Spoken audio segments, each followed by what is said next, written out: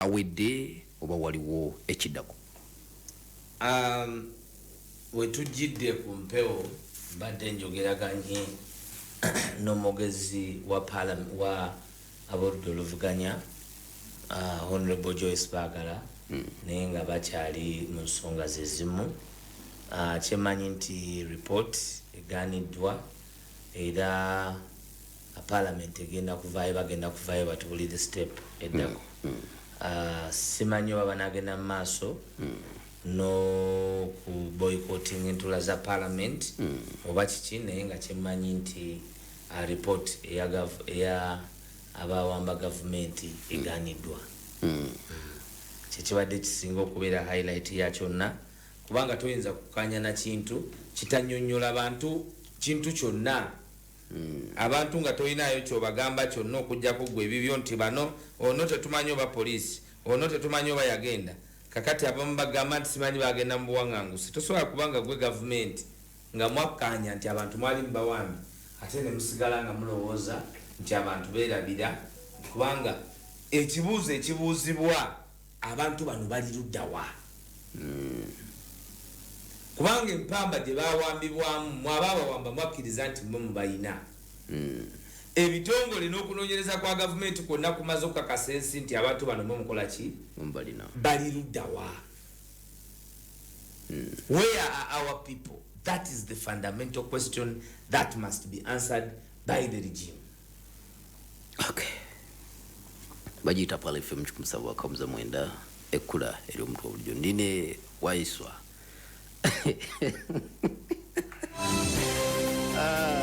WAISWA wanji manye bintu ebimunze mbiraba lusi nembiwulira nengamba obukakafu nja kubibuuza WAISWA.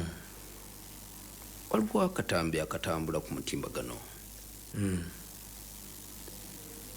Katambi ako keyolekeramu nnyo amaloboozi naye nga galumba foot soldier, galumba bijirwa kankije bulungi. Katambi ako wakawuliddeko? Nga galumba bijirwa gatya? Nga gamulumba gatya? Katambi ako nga kalaga nti obuliawo waliwo ensonga ezitambula ku bijirwa. Tetwazoogera ku luli? Twazoogerako naye tetwayogera katambi. Ebisigadde tebigasa. Ebisigadde tebigasa, emirimu mwe niyo gitambula bulungi to the best of my recollection. Ate akatambi sinakawulira. Nkazanye Kayongo program eno nga nnene nnyo, nga nnene nnyo gizanyiramu amaloboozi tukazanya kuba simanyi content yabyo. Kati nganze omugezi w'ekibiina kya National Unity Platform sinza aba mu program ate n'okwata offside kanzige muleke.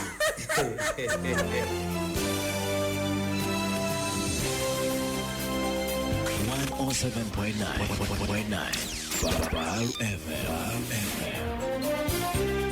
107.9 Baru FM.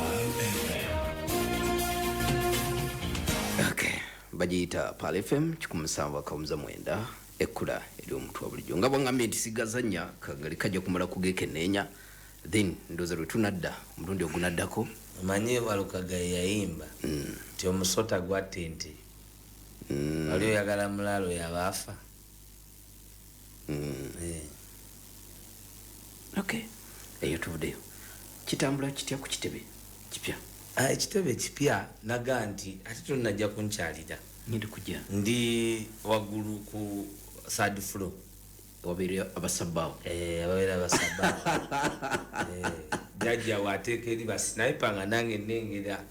Nze mbabulira nti kati alese musanvu.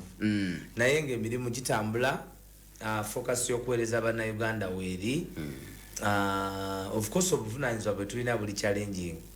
Okuba nti omuntu abantu bangi nnyo eri ogw'osanga n'akubuuza nti enkya jjajja mumaze ate tulinze mmwe ate olinaga nti ffe kakati twetaaga kukwata zino eziseka kwegamba bukulembeze kitegeeza kwe kubeera nti byonna ate obiwuliriza n'obicentralizinga ate n'olaba kyekiyinza okuyamba mu kiseera ekyo kyoba oli mu lutabaalo so obuvunaanyizibwa obwo tukyabutuukiriza wakati mu kuwabulwa bakadde baffe bato baffe baganda baffe bannyinaffe kubanga si lutalo lwaffe ng'abantu lutalo lwaffenna si lutalo lwaffe nga nti olaba WAISWA ali mu lutalo lwe lwakuba nti anunulibwa ng'omuntu okulaba nti ffenna bannayuganda tubeera mu nsi ey'obwenkanya ensi eyeyagaza ensi ey'eddembe kuba awali eddembe ebintu bingi bisobola okublosominga ng'ate bw'otunula mu bannayuganda eddembe libadde lyabatemawa olwa bannakyemaliro obubaddewo so ku kitebe gye tuli tutambuza Secretary General David Lewis era akutumiddeko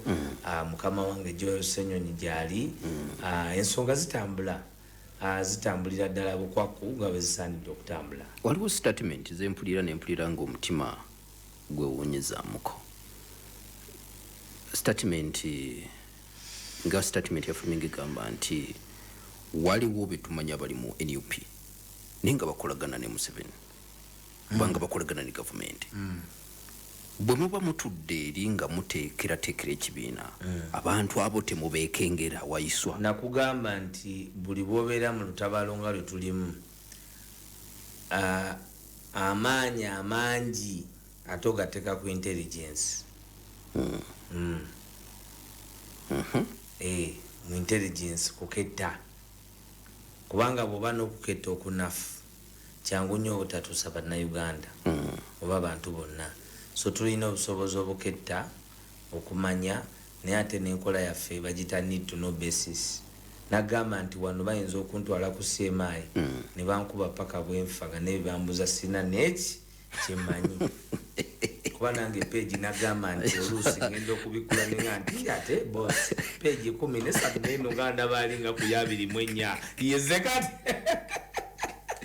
WAISWA ejokumabundo gidi eyokumabundo eyo ate eyo tosiba oleka ate eyo siba yamayolotogisiba oba tolina 6 paaka yeeyo eruma bwesaleti bakubuza omusajja ali banditire bwerere kunditira bwerere nabagamba nti peegi yazina mu kifuba kyera oba wakukuba noonya ye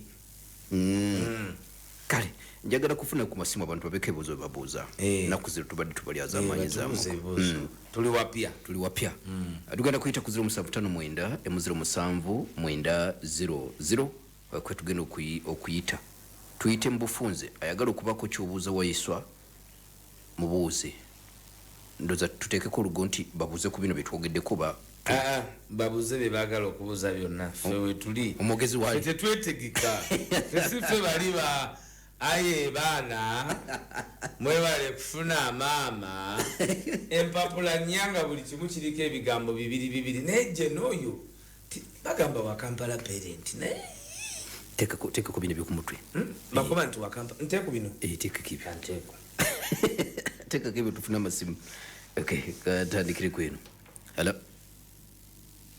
hello Assalamu alaikum warahmatullahi wabarakatuh. Waalaikum salam warahmatullahi wabarakatuh.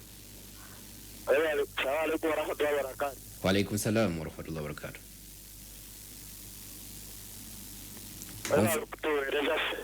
Webale kuwuliriza Weka soli Juma Abusada muna mukizeno mukulu mpando takwenda ino Zena nkulamwisa baba Berano jembuza baba Yes sebo Singe bintu zino binadema basada bano banadema otu walipoti Lopu anairayo bumbera ya ifujala ile oba tunasigala kazinga bano abasada bali galanga tani abintu bugalanga